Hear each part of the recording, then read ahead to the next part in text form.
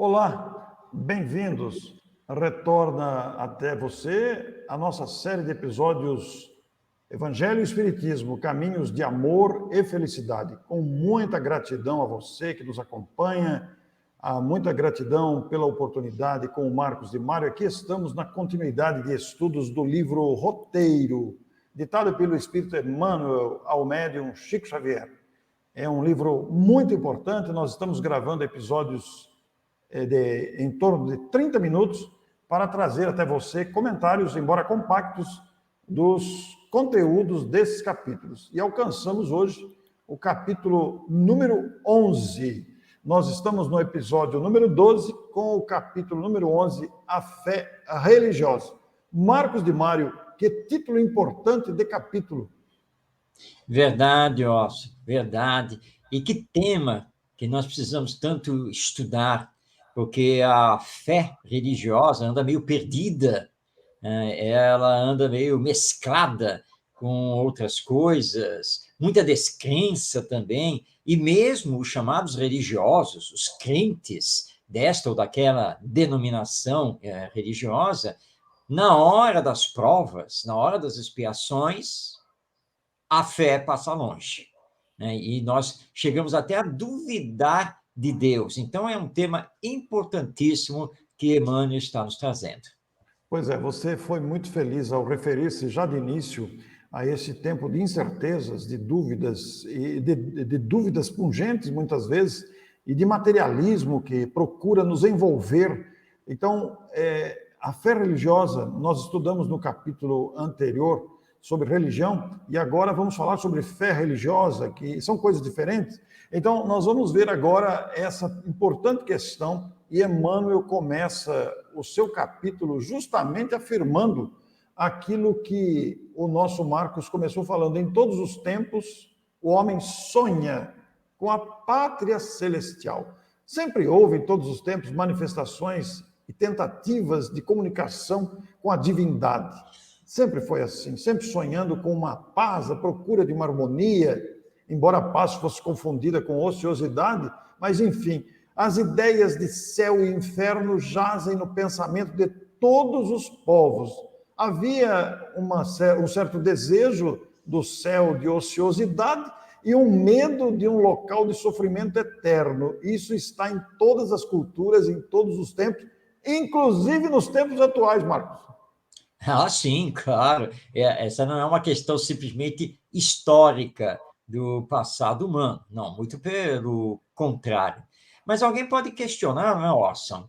Mas por que nós sonhamos com a pátria celestial? Por que temos essa questão ligada aí a céu, inferno?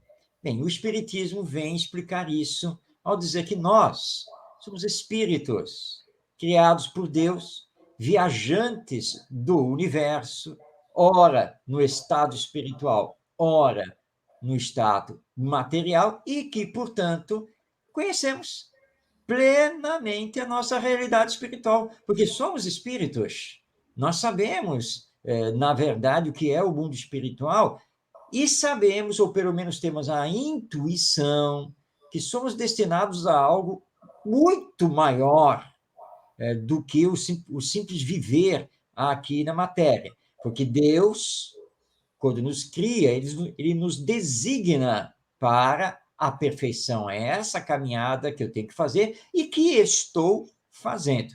E como ora eu estou encarnado, ora eu estou desencarnado, é claro que eu sei muito bem o que acontece depois da desencarnação, porque eu já passei por isso várias vezes. Eu já tive várias existências, ou seja, eu já reencarnei várias vezes e já desencarnei várias vezes. E sei que na volta ao mundo espiritual eu posso encontrar ou o céu ou o inferno, mas sem levar essas duas palavras ao pé da letra, que na verdade céu e inferno são estados de consciência, porque eu sempre terei que responder por aquilo que semeei na minha existência terrena. É por isso que nós encontramos essas figuras com variados nomes em todas as culturas na história humana, porque é o reflexo intuitivo da nossa realidade como espíritos que somos, ou almas imortais. É isso que explica essa fé religiosa que vem vindo desde os primórdios da humanidade, que, segundo a nossa ciência, nós somos seres humanos, como nos conhecemos aqui, há 200 mil anos, que é bem pouco, perto dos bilhões de anos da existência do planeta Terra.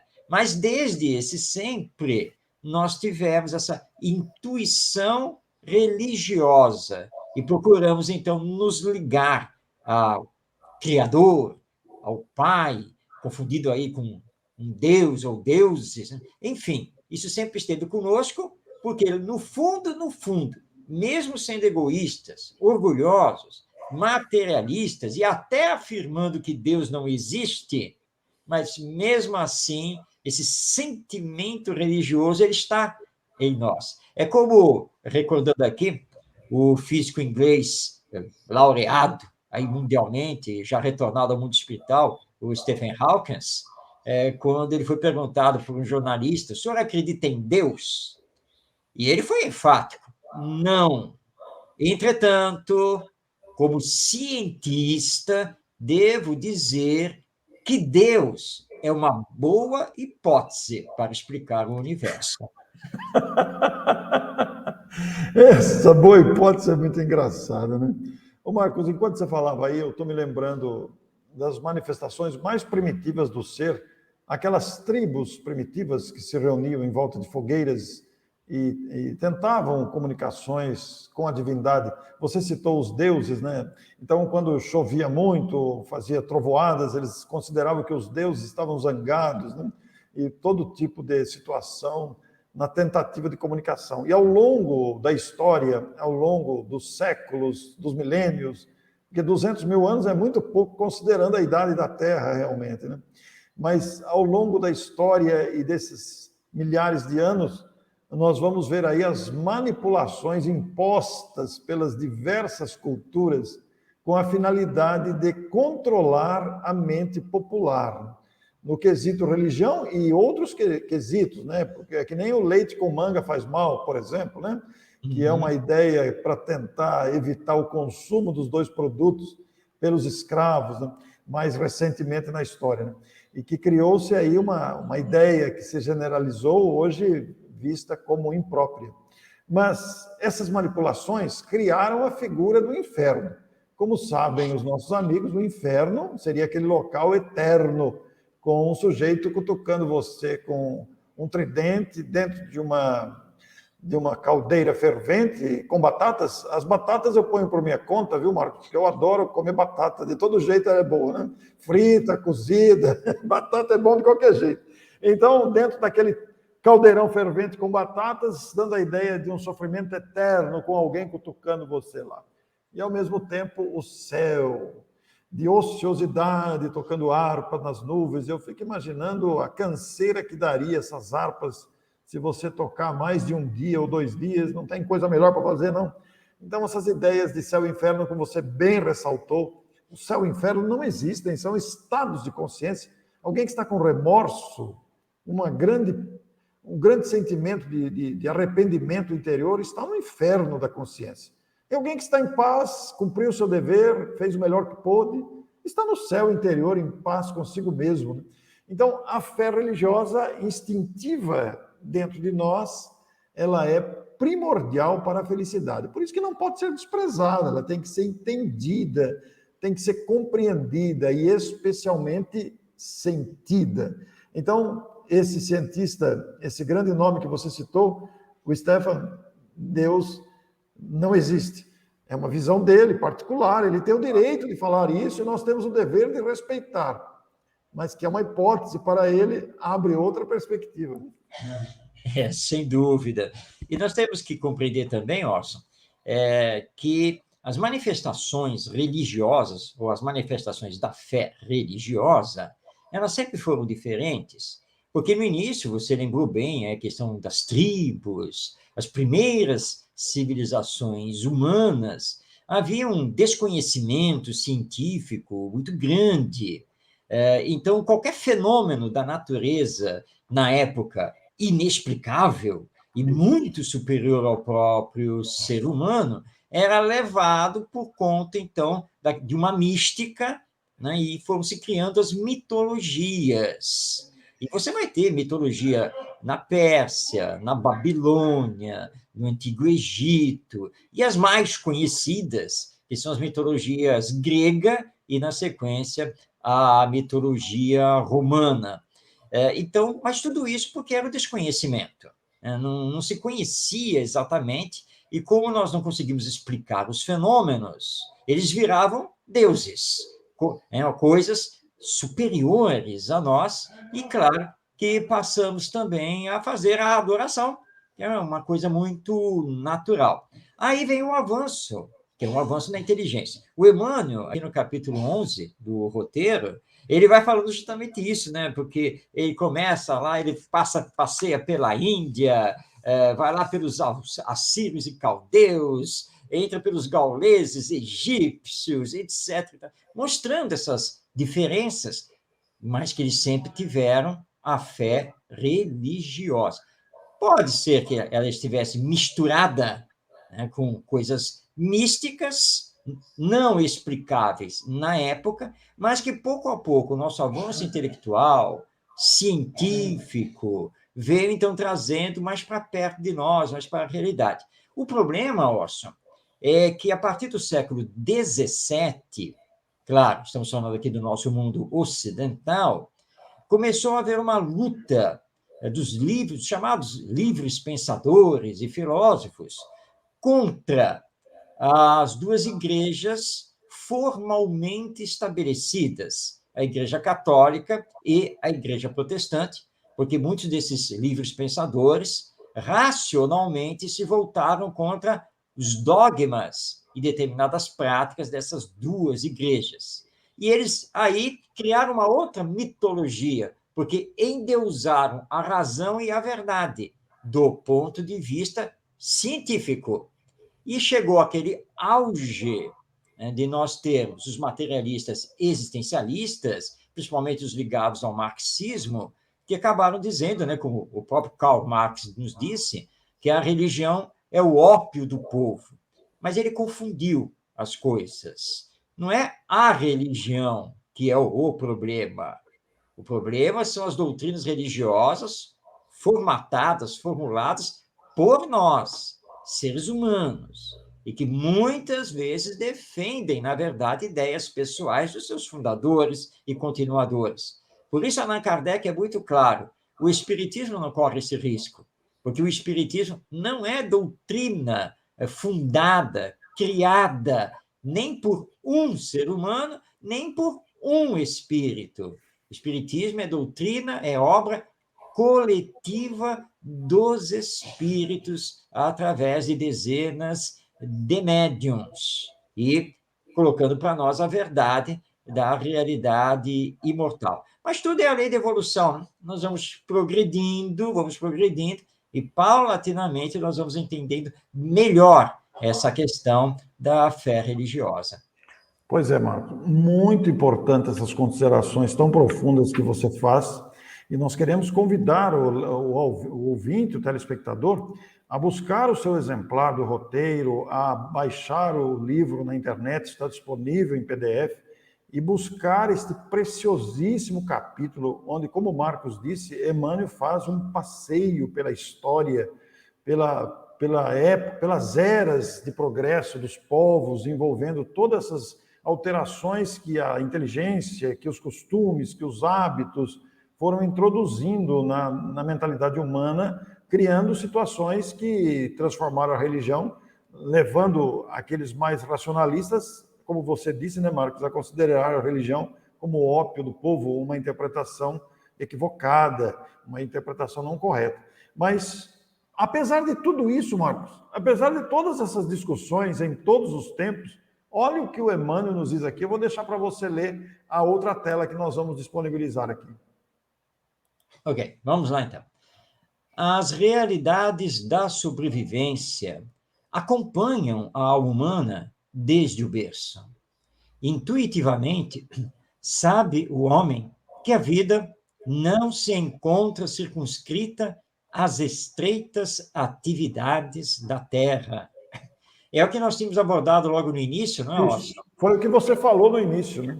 Exato. Porque essa intuição está em nós.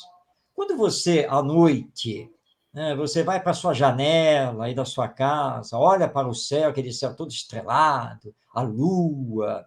Qual é o ser humano que não se indaga desse universo? Ou quando você está aí navegando pela internet, fazendo suas pesquisas, lendo alguma coisa, e aí você fica sabendo que o universo é formado de bilhões de galáxias, e que as galáxias são formadas de milhões de astros.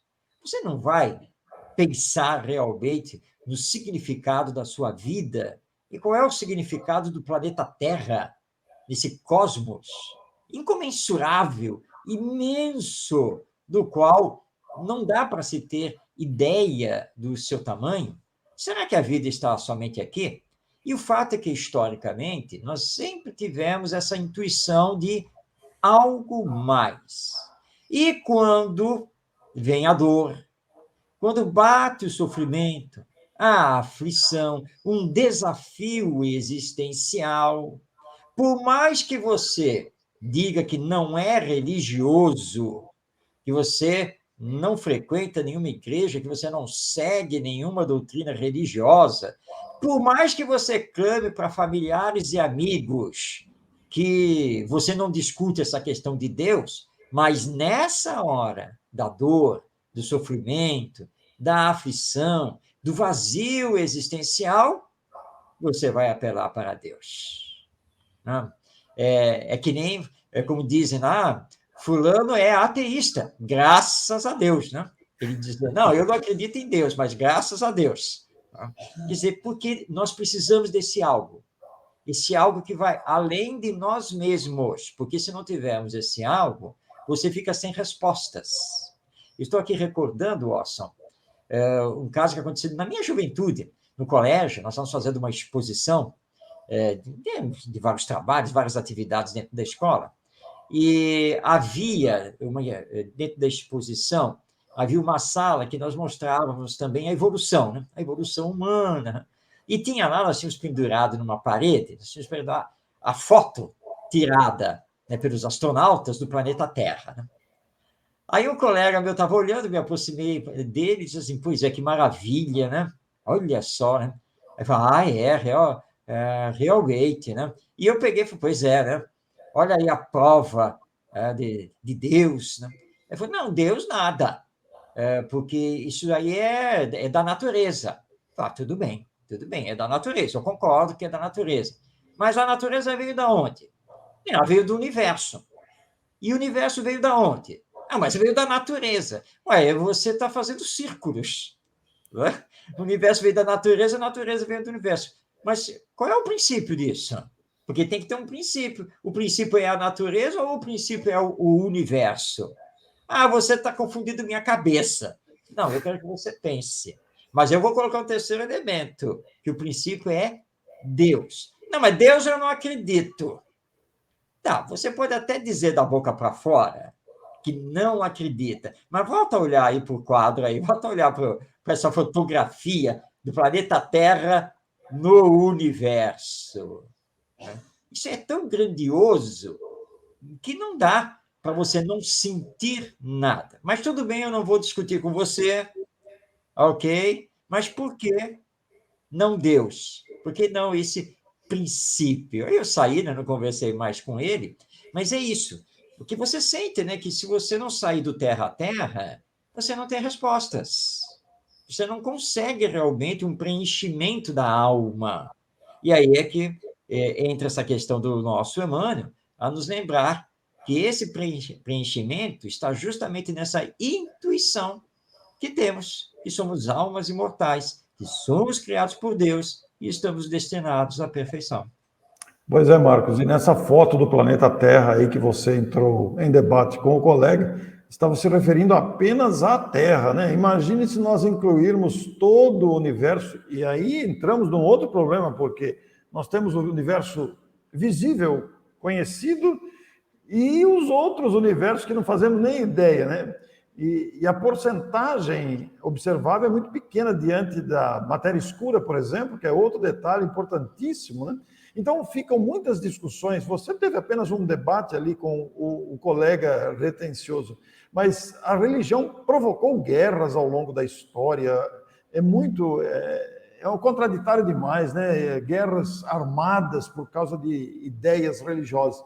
Mas aí você foi felicíssimo ao abordar a questão de que quando chega a dor, quando chega a aflição, nós temos necessidade de nos voltar interiormente.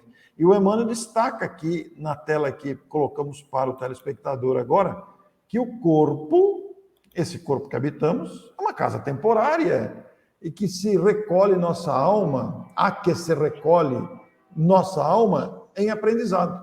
Por isso mesmo, quando atingido pelas farpas da desilusão e do cansaço, como disse o Marcos, o espírito humano recorda instintivamente algo intangível que se lhe afigura ao pensamento angustiado como sendo o paraíso perdido. Marcos, é como você acabou de dizer, não tem jeito.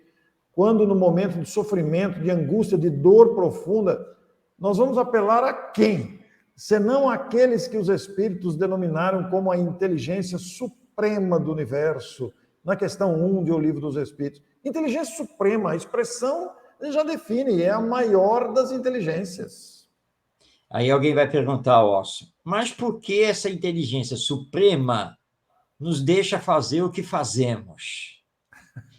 Porque somos dotados do livre-arbítrio e temos que assumir as responsabilidades dos nossos atos. A perfeição é conquista individual de cada espírito, mas não somos abandonados. Agora, você que fez uma colocação, Orson, que é muito importante, que são as guerras em nome da religião, e que é uma das maiores incongruências do ser humano.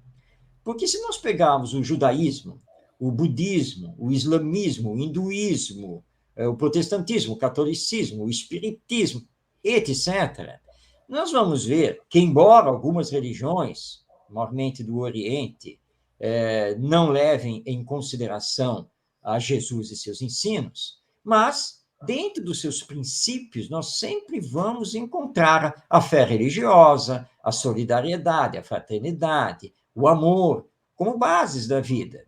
Então, você criar uma guerra em nome de uma religião realmente é extremamente incongruente. E ainda mais, então, quando é uma guerra entre dois povos cristãos. Aí realmente fica muito difícil de explicar, porque é Jesus. E se é Jesus, né, que nós temos que seguir em ambas as religiões, como podemos entrar em guerra? Nosso mestre foi muito claro: meus discípulos serão conhecidos por muitos se amarem. Recorda aqui um filme, que, aliás, o filme é antigo, é até um pouco difícil de encontrar, mas o filme se chama Inimigo Meu. É um filme de ficção futurista, e que mostra, então, que, bem à frente do tempo, aqui o planeta Terra, a humanidade terrena, está em guerra com outro planeta. Né? E é muito interessante o filme, porque um piloto humano, a sua nave é atingida e ele é obrigado a descer num asteroide. E nesse asteroide, ele acaba encontrando um piloto inimigo, né, do outro planeta, que também foi obrigado a ter que descer com a sua nave no asteroide. E os dois ficam presos aqui naquele asteroide. E, num primeiro momento, um quer matar o outro, eles são inimigos, né? Os dois planetas estão em guerra. Mas eles têm que sobreviver. Né? E aí a luta pela sobrevivência faz com que eles comecem a se aproximar, né? Porque ambos percebem que sozinhos iam acabar morrendo naquele asteroide. Então eles precisavam juntar forças. Então, apesar de inimigos, eles acabam juntando as forças. Então está lá um dia que os dois estão lá sentados, olhando, né, para as estrelas lá no céu, e o inimigo do ser humano está lendo lá alguma coisa lá na língua dele. Né? E aí o nosso piloto guerreiro aí, humano, pergunta para ele: o que você está lendo aí? Ah, são as palavras do nosso mestre. Ah, vocês têm um mestre? Nós temos sim, nós temos um mestre. E o mestre de vocês fala o quê? E aí ele começa, ele diz, né? E aí começa a falar exatamente o que Jesus fala. Aí o piloto humano olha para ele, olha, eu na Terra não sou muito ligado a esse negócio de religião, mas isso que você está dizendo que o mestre de vocês fala é bem parecido, pelo menos até onde eu conheço, de um mestre nosso lá também. Ah, vocês na Terra também têm um mestre? A gente chama ele de Jesus. E ele fala, amai-vos uns aos outros.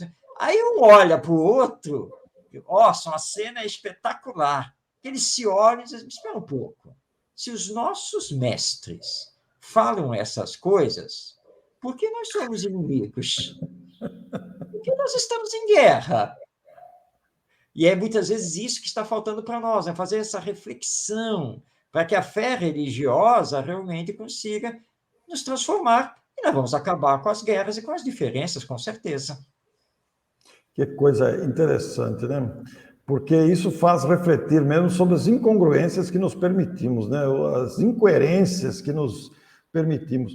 Mas aí, Marcos, voltando para toda a questão da fé religiosa, nos momentos de dor, de aflição, de dificuldade, e completando o pensamento anterior que Emmanuel nos trouxe, né? Emmanuel vai dizer, na continuidade do próprio raciocínio que ele estava desenvolvendo, ele vai dizer que semelhante momento, que é exatamente aquele momento em que a dor bate, em que a dificuldade aparece, é profundamente expressivo no destino de cada alma, porque esta sequência é magnífica.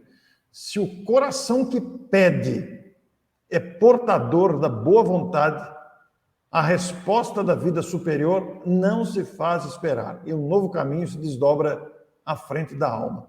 Marcos, pensando na história do filme que você contou aí, esses dois personagens que dialogaram e chegaram à conclusão, por que nós estamos brigando? Por que nós somos inimigos, né? Eles abriram o coração à boa vontade. Como você disse, a cena é espetacular. E é isso que talvez esteja faltando entre nós, diante das manifestações de fé religiosa, que muitas vezes se mostram incoerentes. Nós defendemos nomes e nos esquecemos do principal, da essência da religião. Por isso que a fé tem que ser esse sentimento interior de pureza e confiança para esse novo caminho que se desdobra à frente da alma. E a chave está aí na colocação do Emmanuel, que você ressaltou, né? Precisamos abrir o coração. Porque quando nós abrimos o coração, aí é que nós percebemos que não estamos abandonados, não. É que não estamos largados aqui na Terra, porque é aí que nós vamos conseguir dar a sintonia para o auxílio divino, que vai se fazer através dos espíritos superiores, através do nosso anjo da guarda, sempre de acordo com as nossas necessidades, nem sempre de acordo com aquilo que desejamos, com aquilo que queremos, mas com certeza sempre de acordo com aquilo que podemos receber nas nossas necessidades evolutivas. Então, nunca estamos desamparados. A questão é de sintonia, é de você abrir o coração. Por isso que a religião, seja ela qual for, precisa se transformar em você em fé religiosa. E quando você tem a fé religiosa, onde você estiver, você expande isso. As pessoas gostam de ficar do seu lado, você sente isso, né? E percebe a firmeza da pessoa, porque ela não tem a religião apenas formalmente, né? É algo que realmente a transformou, que está nela, né? E que, por assim dizer, né? Transborda dela para os outros. E essa é justamente a diferença entre você ter uma religião e você ser religioso, ou seja, ter realmente a fé religiosa. Ô Marcos, eu quero destacar aqui aos nossos telespectadores, todos nós enfrentamos dificuldades, todos nós temos aflições variadas e desafios diários. Então, estas aflições e dificuldades que, quando a água bate e a gente tem necessidade de procurar algo mais, aí está o segredo que você destacou, né? Se o coração que pede na prece, na aflição é portador de boa vontade. Olha o detalhe. A resposta da vida superior não se faz esperar. Estejamos com isso em mente para que a nossa vida flua em abundância. Muito obrigado, Marcos. Muito obrigado aos amigos por esta oportunidade tão valiosa que temos de estudar esses capítulos, esses episódios, esses comentários sábios do nosso Emmanuel. Na próxima semana temos um assunto aqui de máxima importância também, Marcos. O capítulo 12, o serviço religioso. Como é que se vai dar isso, né? Verdade. Aguardemos o próximo capítulo. Semana que vem estamos juntos com a série Evangelho e Espiritismo, Caminhos de Amor e Felicidade. Muito obrigado a você e até a próxima semana.